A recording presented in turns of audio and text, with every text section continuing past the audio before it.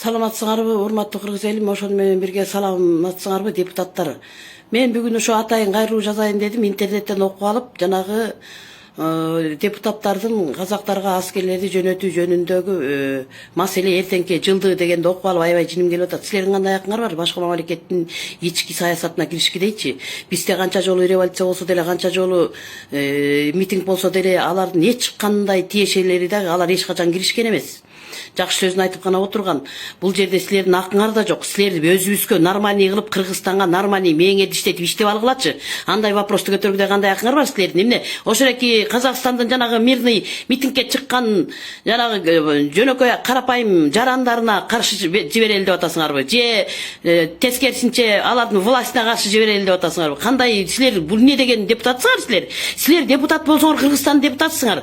Силер биздин өзүбүздүн законду нормальный чыгарып, нормальный иштеп бергиле. Иштей албасаңар кеткиле. Уят болот, алчы силердин киргишкенге акыңар да жок болчу. Ошентип кантип ошо маселени көтөрсүн? Ал маселени кайсы кыйыныңар көтөрүп атасыңар? Эгерде башыңар иштебесе эмнеге депутат болуп барасыңар? Эскиңер деле жулунасыңар. Баягы илгерки чимкириңер деле кайра жулунасыңар. Чимкирик эмесиңер деле кайра жулунасыңар. Уят эмеспи ошол? Кандай акыңар бар силердин аларга алып барып аларды вопросту силер көтөргүдөй? Алар бизде митинг болуп же болбосо төңкөш же революция болуп атканда карапайым адамдар карапайым эле адамга жакшынакай эле кармангыла өзүңөрдү деп бордошторум деп сүйлөгөндөн башка ашыкча бир да сөз сүйлөгөн эмес. Власттар эч кандай силердин кандай эчтеке кылган эмес. Силердин кандай акыңар бар башка мамлекеттерге киришип, аякта митинг болбаста жөнөтө калалы, анан тинте калалы дегидей акыңар да жок да. Иштей албасаңар давай бошоткула дагы иштейин дегендерге жөн эле бергилечи, ай тажатып идиңер ушу силерчи. Мен ушуну кайрылып айтайын дегем. Рахмат. Диктатура майынан келип чыгып атат. Диктатура майынан келип чыгып атат. Семейни башкарып алгандан келип чыгып атат. Ал мен элемес. Мына мен печканын түбүндө отурган жок. Мен атайын келдим ушул жерге, мен иштеп таппайчы. Бордош элибиз, бу жерде армиянын президенти. Эртеге Тажикстанда эмне болуп атат? Ошону чечүү биздин проблеманы тууган эл менен. Мен 30 жыл болдум, мигрант болуп, казактын жеринен келип кетип атам. Өтіп атам ошол жерден, бордош элденчи. Эртең да өтөбүз ошол жолдон. Депутаттардын башы оорубайт. Булар кагыштырып коет.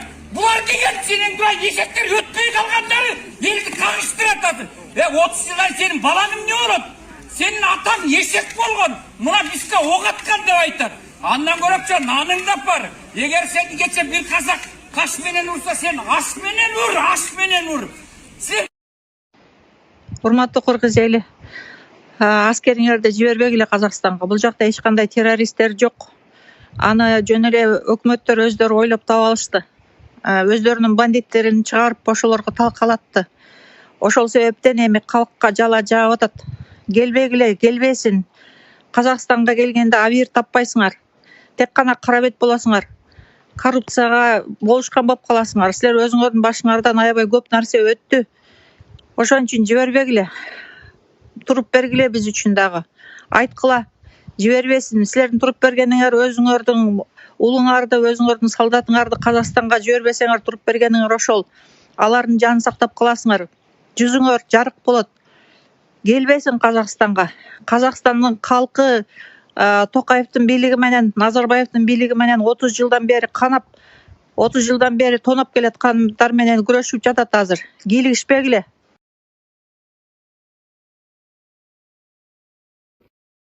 Биздин Курманжан YouTube каналына жазылганда лайк басканды унутпаңыздар. Коңгуроону басып биздин видеолорду биринчилерден болуп көрүңүздөр.